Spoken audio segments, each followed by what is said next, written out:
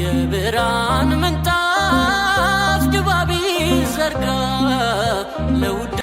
Yooyyaa harka fuunee akkam jirtanii hordoftoota kiyya jaalatamuudhaaf kabajamoo nageenya jaalalli waaqayyoo lafaaf iddoo jirtan isiniif haa baay'atu jecha anis nagaan jira galanni fulfinni waaqayyoodhaaf hin badini.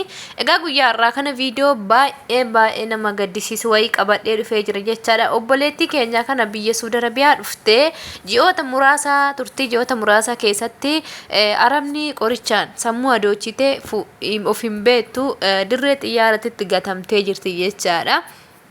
Egaa akka jechuu barbaade obboleettii keenya kana biyya ishii dhalattuu Jimmaa ta'uu qofa himatti of hin beektu maqaa ofii hin beektu paaspoortii wayii harka hin jiru namni micayyoo kana noormaalii feesii ishii ilaaltanii yookiin fuula ishii ilaaltanii beektan maatii itti soqaadaraa keessan sheer godhaatii biran darbina. Ijoolleen keenya Itoophiyaa baay'ee rakkoo kanan jedhamne keessatti kuftee jirti.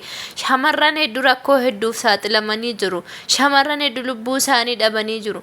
Shamarran hedduun sammuun isaanii tuqamee dhukkuba saaxilamanii rakkoo hamaa keessa jiru. Adaraa keessan obboleeyyan teenya of eegaa. Rabbiin sinaa eegu rabbii gaditti of eegaa. Viidiyoo kana sheer godha obboleettii kana maatii itti barbaannu.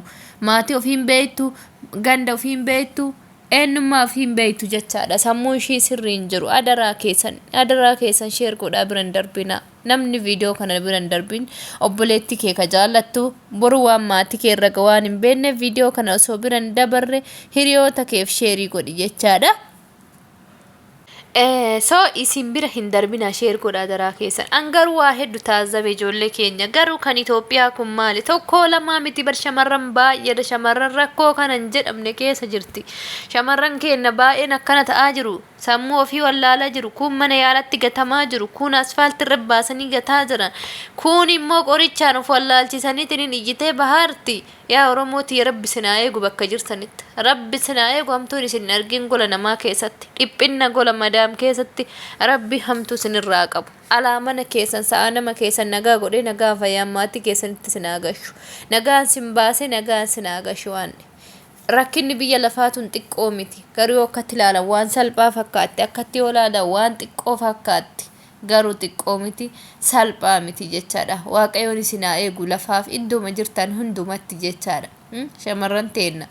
Waan isinii goonu hin jiru du'aayima. Humna qabaanne waa takka isiniin goonu. Akkasumas immoo sagalee isinii taane namoota keessa isinii barbaadu. Kanuma wanni nu gochuu dandeenyu jecha asirratti. Egaa ani wanni na ajaa'ibe Itoophiyaan keenya kun abaarsa qabdi immoo maaliif ijoolluma Itoophiyaa bichaadha kan sammuun tuqamu. Ijoolluma Itoophiyaa bichaadha kan maraatee uffata gatee fiigu. Ijoolluma Itoophiyaa qofaadha kan waa hedduu ta'aa jiru biyya namaa kana keessatti. Qoyi biyyi keenya biyyoota biraatirraa biyyoota hiyyeessota jedhamanii dalagachuudhaaf biyyoota arabaa dhufanirra Itoophiyaa maaltu adda godhee rakkoon akka kanaa Itoophiyaa qofa irratti xiyyeeffata. Itoophiyaan maaf dararamte rakkooleen Itoophiyaan qabdu maal jennee gaafa laallu na ajaa'ibe dhugaa. Maaliif obboleettii kana meemma akkuma anaafsii akkuma ishee akkuma si'ii akkuma isa abbaan viidiyoo kana laalaa jirtuutitti ishiin illee nan hojjetadha nan guddadha nan jijjiirama maatii koo jijjiira of jijjiira bultii toon jijjiirradha jette gara gola namaa kana dhufte jechaadha.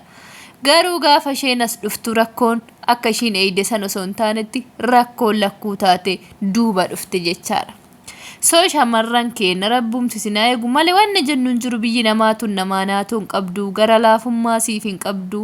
Intala haadha hiyyeessaa buma argetu dararaa. Intala haadha hiyyeessaa buma argetu dhiphisaa.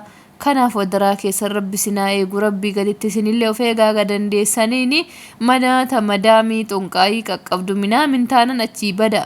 Dhugaa siifinnaatu arabni akka kana araboonni akka mana keessatti xonqaayii qaban xonqaayitti amananii jiraatan si ajjeesurrallee duubatti hin gortu marzii sitti gootee qoricha si nyaachifte of si wallaalchisuu sammuu kee dhoowwachurrallee dudduubatti hin deebitu. Kanaafuu isinoo of eeggannoo cimaa godhaa. Haala nama tokko guyyaa 2-3-4 illee beekuu dandeessan xiinxaluu dandeessan badii mana tokko keessa jiru baruu dandeessu jechaadha. Shamarran teenna osoo kaayyoo hedduu qabdu osoo karoora hedduu qabdan jechaadha hundi keessanuu rakkoon akka kanaa gaafasi mudattu akkam akka taatan badhaame ulfaata yaaduun illee deebisuun illee hin kabbada.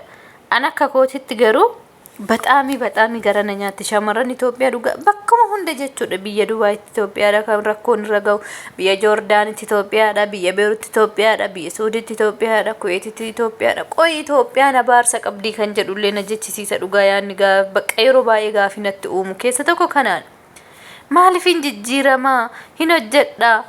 In guddadha mana koo guddifadha maatii koo guddifadha in jiraadha jetteetiin biyya namaa baate shamarran keenya rakkoo kanaati gaafa mudatamtu bexaam ulfaata dhugaa salphaas itti fakkaachuu danda'a garuu nama irra gahitu nama beeka rakkoo kana rabbiin dhugaa isii haa baasu rabbiin maatii ishii itti mul'isu namni suuraa kana laaltanii beektan maatii isheetitti sheer godhaa fi maatiin ishii akka itti argamu jechuun jaaladha maaliif obboleettii kennadha. Saba kennadha lammii kennadha intala biyya kennati intala oromooti intala sabaati kanaafuu cadhiftanii bira hin darbina jechaadha namummaan namni itti dhagaamu viidiyoo kana sheer godhaati namoota qaqqabsiisa maatiin akka itti argamu godha.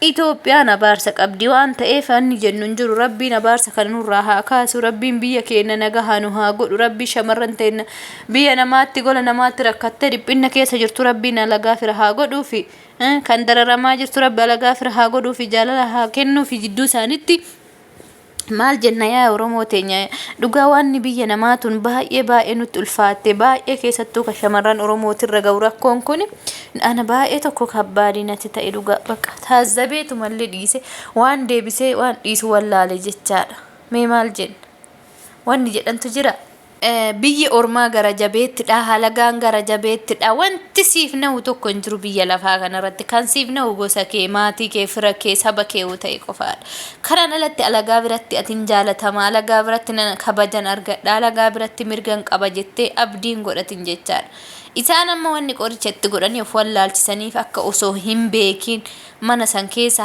hojjettuuf of wallaaltee callisteetum hojii isaanii dhuunfaa damuuza osoo hin gaafatin akkasumatti akka hojjettuuf barbaadaniiti garuu waaqayyoon mica'oo tanaa birmatee achi ishii baase jechaadha silaa odoo of wallaalchisanii hojii bichaa akka hojjettu godhanillee rakkoo kanaa oliitu ishiirra gaha kanaafuu rabbi immoo nama eegaa waaqayyoon rakkataasaa hiyyeessasaa dabarsee biyya lafaatii hin laatu obboleetti teenatun achi baafamtee biiroo miti booletti gatanii kanaaf adaraa keessan adaraa namummaa biran darbina maatiitti soquu qabna obboleetti keenya kana rakkoo hamaa keessa jirti gosa buufata xiyyaaraa jirti jechaadha maatiin beektu jimmaa bichaa himatti jedhanii afaan eessa biyyi kee jedhan jimma ta'uu qofa himatti kanarraa kanaaf hin dubbattu inuma nama laalti jedhanii rabbiin dhugaa ishii haa baasu dhugaa bexaam kabbaadidha maalifi so akkuma haa caaluun jedhe san jechaadha kormi biyya namaa hin bookkisu inuma baroodaa maaliif nu goote yaa gooftaa hooda jedhe sana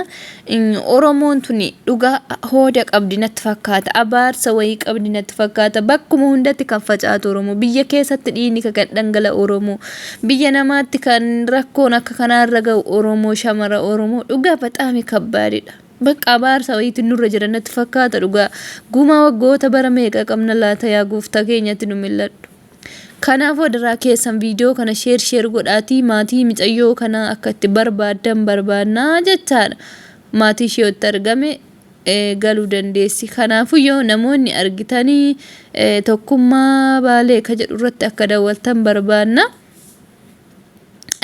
kanuma waan biraa maal jenna yaa oromoo teenya ijoolleen teenya rakkatte ijoolleen teenya dararamte ijoolleen keenya dhiphina wayii keessa galtee jirti rakkoo garagaraatiif saaxilamaa jirti qorumsa keessan baane keessa kufaa jirti miira keessanillee to'adhaa ofillee eeggadhaa lubbuu keessaniif yaadaa cadhiftaniituma bakka namni dhufeetuma nutti haasa'ee bichaadhaaf dhufeetuma waan akkanaa nu gaafatee dhumaadhaaf nama amanina arabni bineensa taate jirti bara kana keessatti dhugaa dubbachuuf taane dhugaan namaallee hin bahu haga feetan dhugaa yoo qabaattan dhugaan keessan hin bahu kanaafuu kana obsitanii yookiin sabartanii bira darbuu qabdu baratti yartuu kana kanarraa kanafe maaltu jira jettanii yaaddume maaltu jira humtuu hin jiru kanaafuu waan dhaggeeffataniif galatooma viidiyoo kana sheer waliif godha yaada qeeqaqee yoo qabaattan balballi inboxii keenya yeroo kamiyyuu banaadha yaada keessan nu barreessaa isiniin jechuun jaaladha waan dhaggeeffataniif galatooma